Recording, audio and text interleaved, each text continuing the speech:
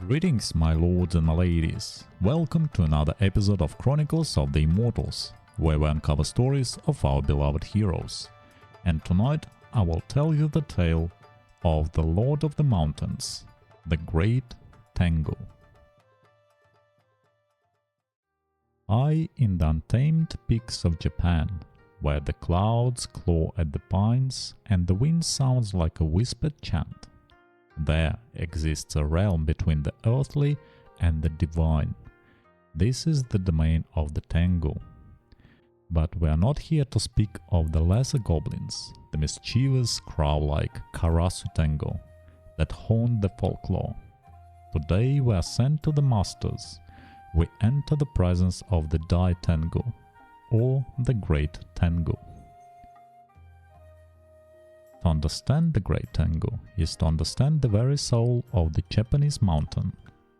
They are not mere monsters, they are the personification of the wild, untamed spirit, a force of nature, wisdom and terrifying power.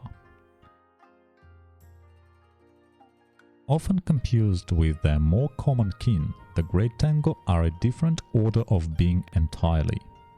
While the Karasu Tengu are the soldiers and messengers, the Dai Tengu are the generals, the lords.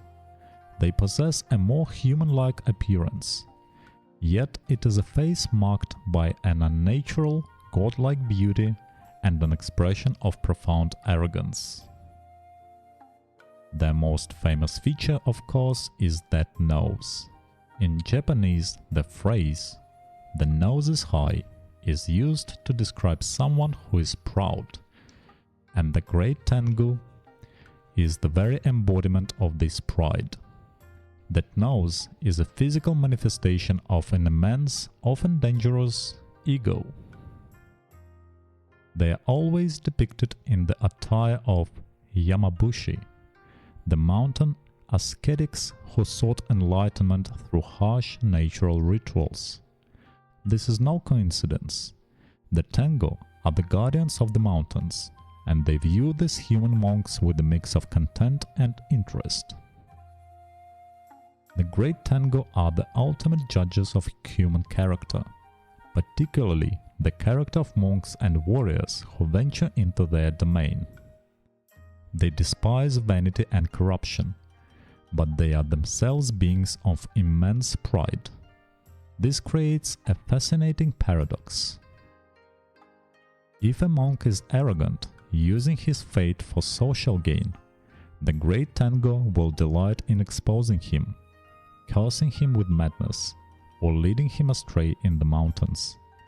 But a warrior who trains with absolute dedication, who faces the brutality of nature without complaint, he might just catch the Tengu's interest. The Great Tengu are masters of Kenjutsu, the art of the sword.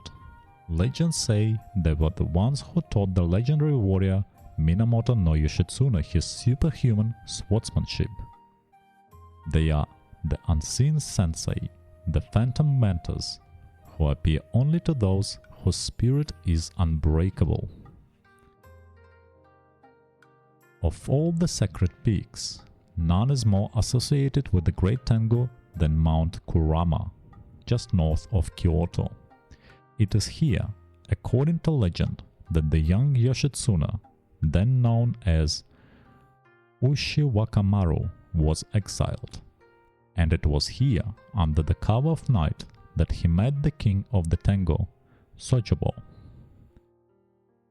Sojobo saw beyond the boy's loneliness. He saw a fire, a potential for greatness that was fueled by vengeance and a desire for justice. He took Ushiwakamaru as his disciple. The training was not just physical, it was spiritual. Sojobo taught him to read the flow of battle and see the opening that exists for a single heartbeat, to move without thought. He gave him the skills of a Tengu in human speed and unshakable will. This training would one day allow Yoshitsune to become Japan's greatest strategist. The story of Sojobo and Yoshitsune reveals the true nature of the Great Tengu. They are not simply demons to be feared. nor gods to be worshipped. They are the ultimate test.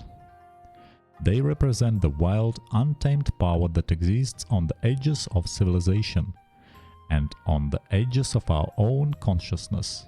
To encounter a great Tengu is to be judged by nature itself. Your ego, your weakness, your petty vanities will be stripped away.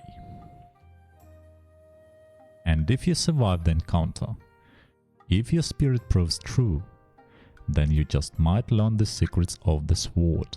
You might be granted a glimpse of a reality beyond our own. The mountain winds whisper their secrets to those who listen, but be careful what you wish to hear, for you never know when the one watching from the shadows might be a great Tengu. Thank you for watching and see you in the Infinity Kingdom. Bye bye.